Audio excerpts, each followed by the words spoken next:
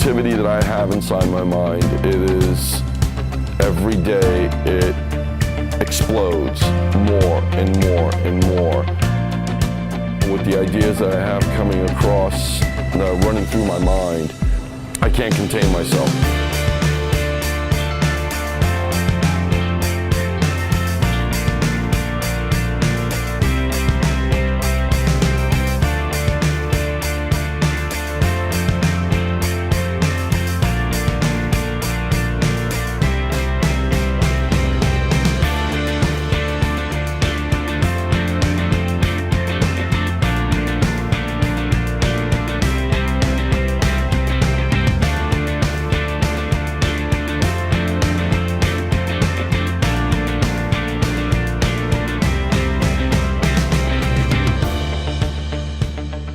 What I've started is something that's extremely unique, and the thing is that I wanted to make art.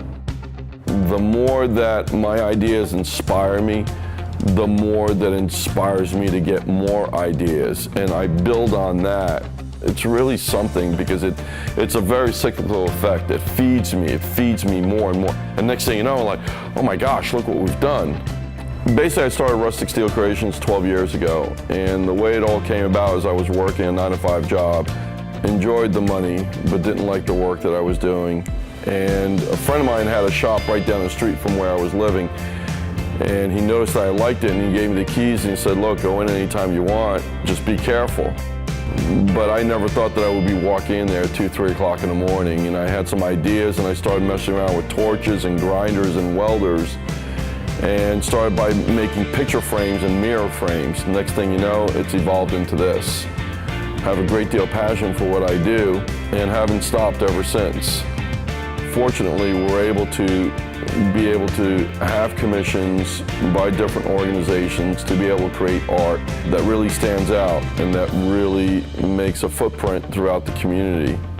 I look at Tampa as my canvas. I look at the world as my canvas.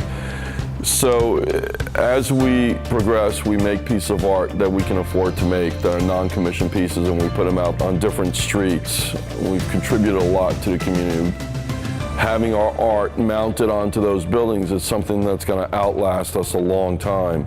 But, you know, at the same time, it's about what we're able to give back, and we work with a lot of recycled metals. That's the fun part about it.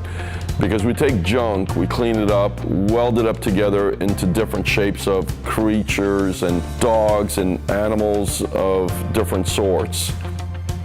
And to be able to do something like that, we're recycling, we're thinking green, we're creating things that most people wouldn't think of. And when you're able to do something like that, it inspires others. One thing that we love to do is once we create a piece that's of a certain size, I mean, it's something that's so big that we drive it around. We call it a victory lap. We pick up the piece with the forklifts or whatever equipment that we need to pick it up with, and we fasten it down on the bed of the truck, and we drive around with it for a good month before we have to surrender the piece to the client. And it really gets us a lot of recognition. I call it mobile public art. The marketing aspect of that is quite unique. A lot of people ask me, and it's like, what's the best piece of art that you've made so far? What's your favorite? And the answer to that is that I don't know, I haven't made it yet. It does, you know, it continuously ceases to amaze me at where we came from, where we are, but most of all, where we're going.